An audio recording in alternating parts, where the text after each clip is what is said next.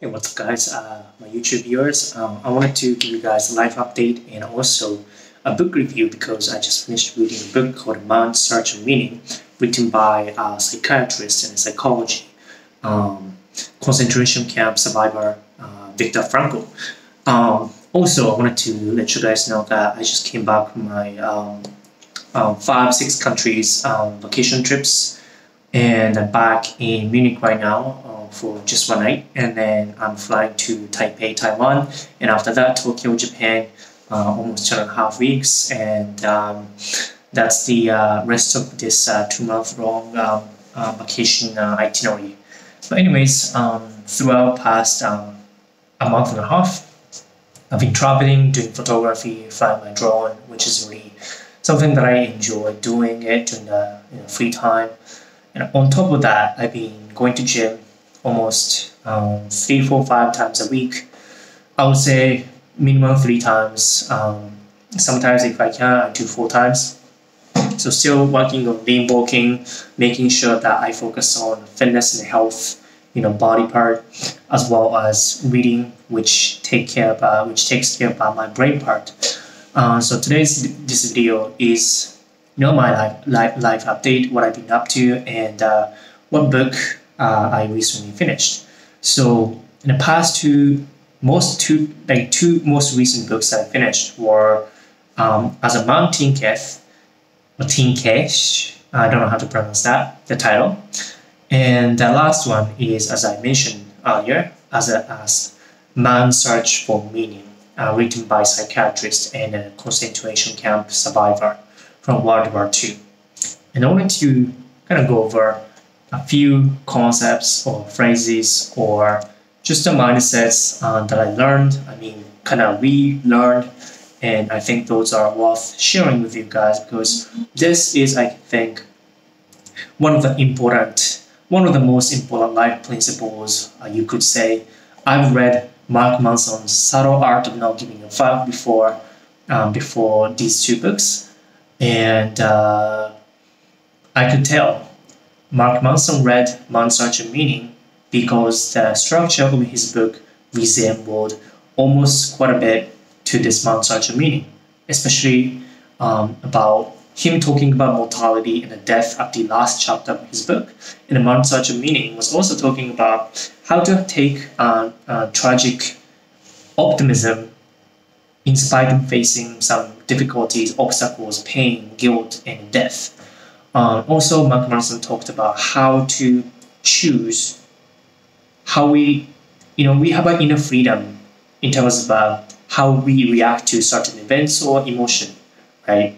And this Dr. Frankl, VIKTOR FRANKL, author by Man's Search of Meaning, also talked a lot about how to retain a freedom to choose how we interpret life events, even if under one of the worst and one of the most difficult life situations, such as being arrested and being sent to a concentration camp during World War II by Nazis. So I'm going to read some of the stuff. To achieve personal meaning, one must transcend subjective pleasures by doing something that points and is directed to something, someone other than yourself. This is basically, you need to transcend outside of yourself. You need to expand a meaning of your life, not to just yourself, but it should be directed toward something or someone who you love. Something could be like work or task, or someone who you love. And that's what it means. Also, he said, it is our responsibility to choose the way in which we bear our burden.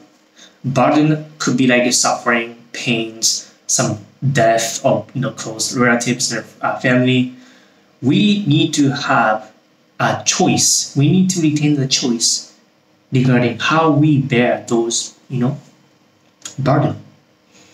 That means we must retain freedom to choose how we respond to suffering and pains and life events, which means suffering is not necessary to find meaning in life. However, meaning can still be found through suffering and pains, and even one of the worst life conditions, like even in the concentration camp, right? So that means a positive attitude toward life events, regardless of positive or negative, enables a person like us to endure suffering and disappointment and hardships, as well as enhance enjoyment and satisfaction of life events that happen to us. Basically, he talks about we should have a choice regarding how to react to certain events, and if we choose to, let's say, hypothetically, if we choose to react to those events positively, then we can still enhance our enjoyment and satisfaction in our life.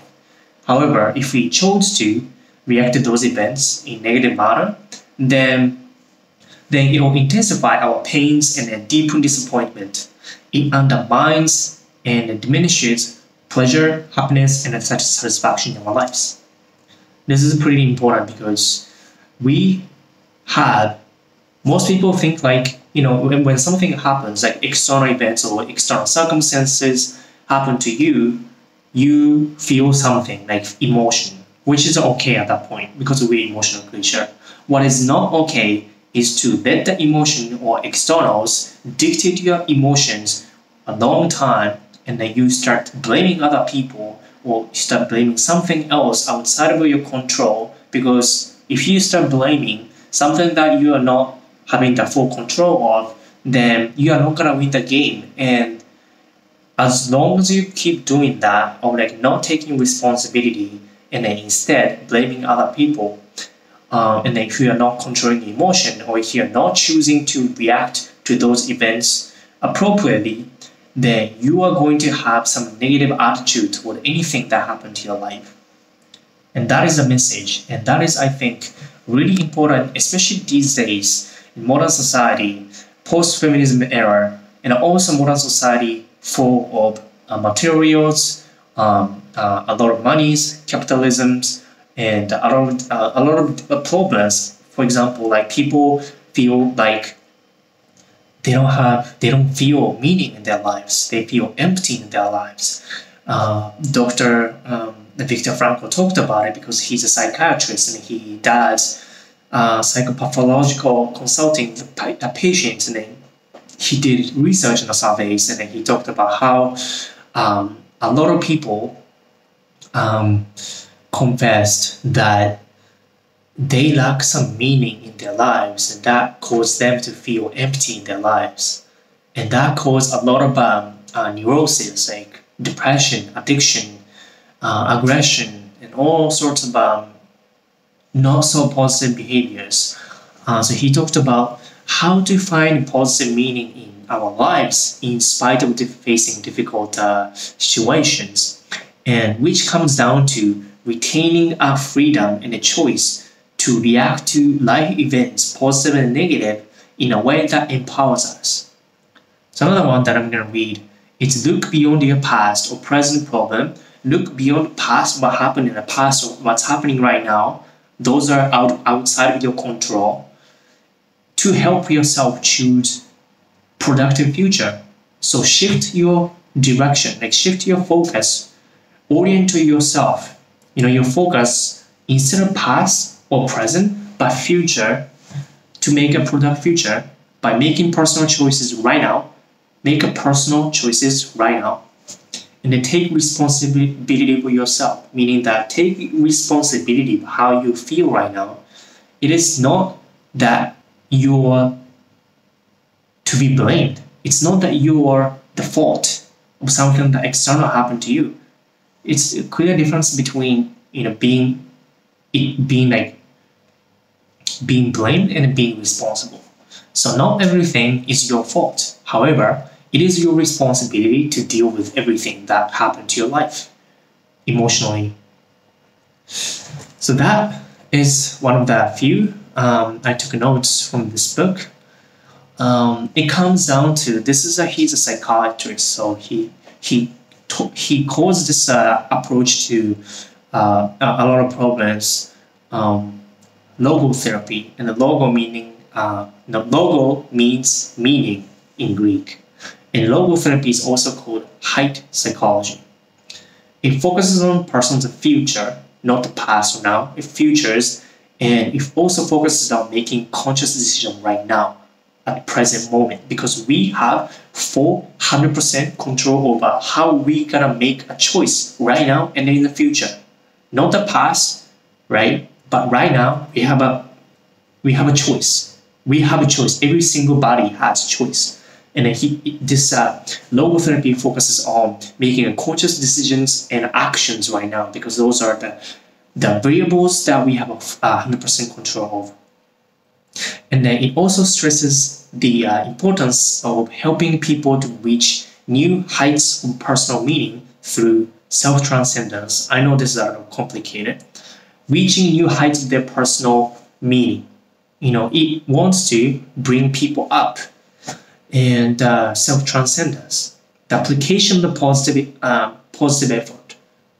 Technique, acceptance of limitation as like embracing what happened and take responsibility of how you react to those, and making wise, productive decisions for the future. This provokes people into realizing that they could and they should exercise their capacity for choice to achieve their goals. This asks people to be aware and become conscious about their capacity for choice. It tells us we have a choice. No matter how difficult external environments are, even if you are in a concentration camp like the author VIKTOR FRANKL was. Even if he was in a concentration camp, he did not give up the freedom of how he faced, reacted, interpreted the event. He hung on to his hope, desire, his life goals, even if he was going through one of the worst living conditions and situations possibly you could imagine. But he retained the hope. He did not give up. He did not lose his human dignity, and he stayed with hopes up. And that is called the tragic optimism technique.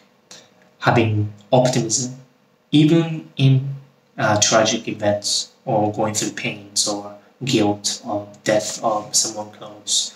Anyways, so this is something that Tony Robbins, I'm pretty sure he learned about this kind of techniques, because he talks a lot about choice, controlling, taking charge about emotion, making choice, now, action. He focuses a lot on the action, and also now versus past, and have an empowering meaning, attaching empowering meaning to the event, instead of dwelling in the past, making excuses and then blaming other people. Same as Mark Manson, he talked a lot about we have a choice to interpret events that happen to us, which are external events, circumstances, and we take responsibility. We should be taking responsibility as opposed to victimizing ourselves and putting responsibility to somebody else. Because in that case, nothing is going to improve, right?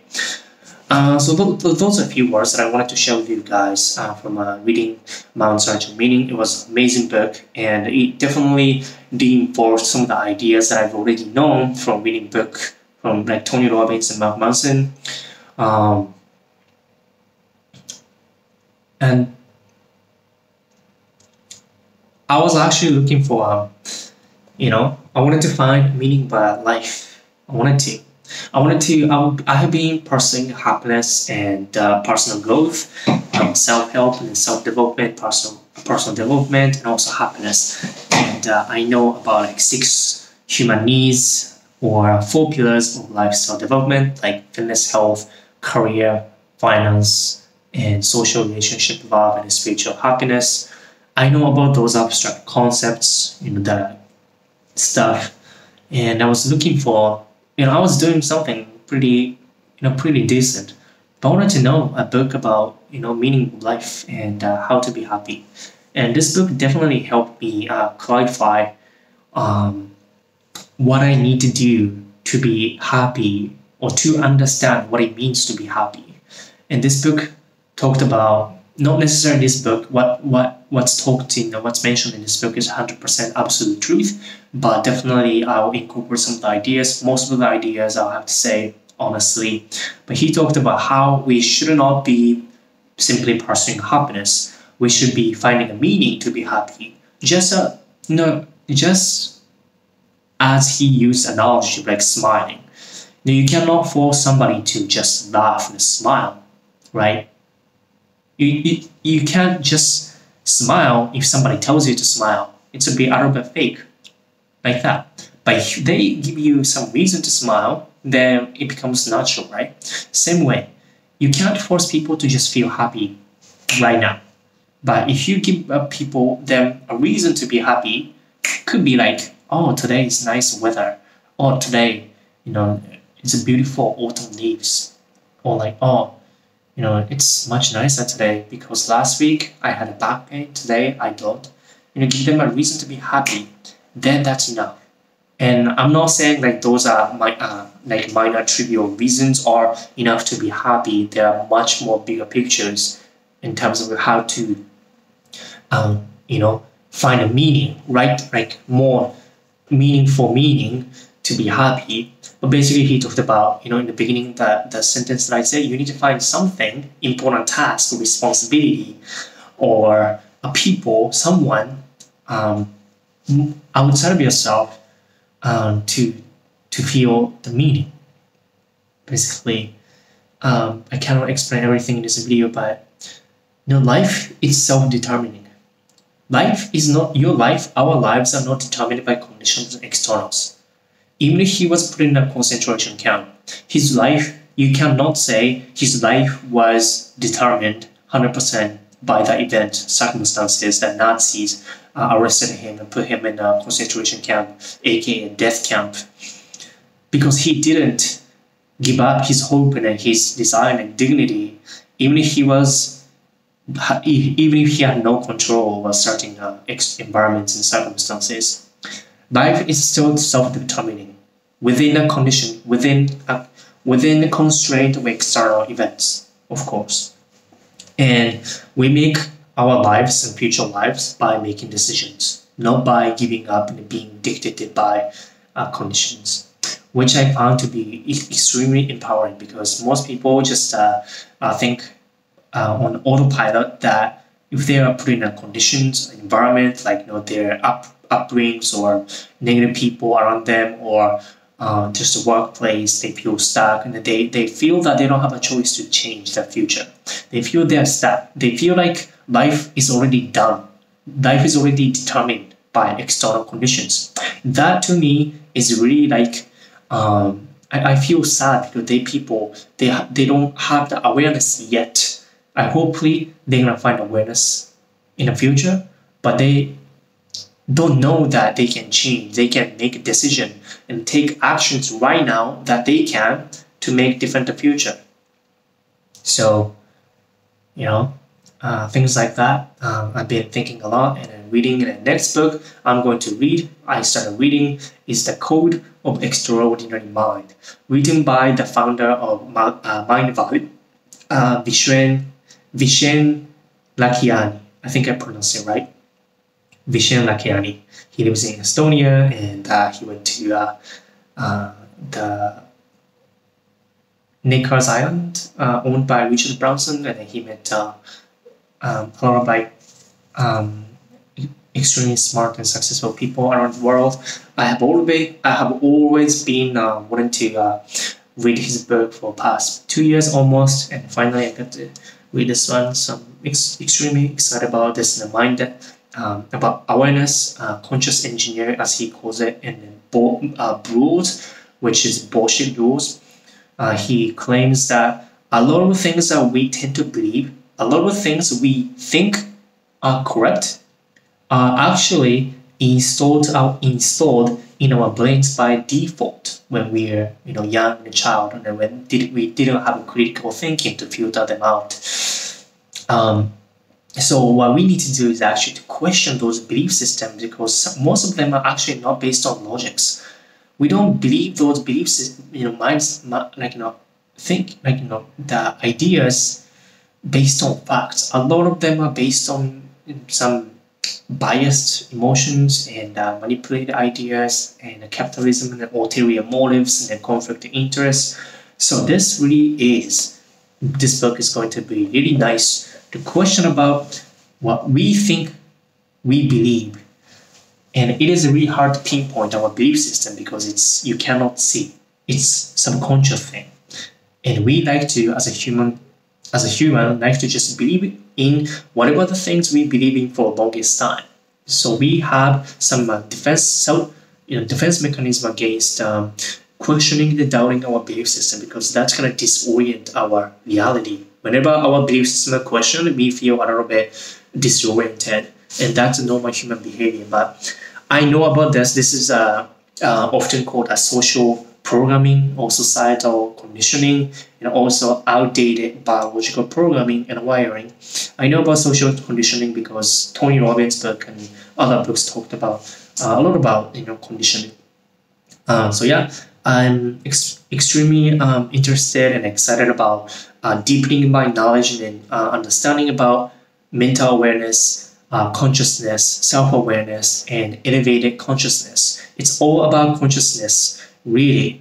Once we figure out how our brain works, how our brain tends to make mistakes, there are some mental bugs in our brain, and if we find that, then we can probably fix almost all the blind spots we have, and in almost every single area, even fitness, finance, social dating, love, relationship, even spiritual happiness, because it is this brain, we need to remove the mental bugs, basically. But anyways, so that's that life update. Thank you guys for watching. I'll keep you guys updated. I'll probably finish this book in 2 weeks or so. So hope to see you guys, touch base with you guys soon. Bye.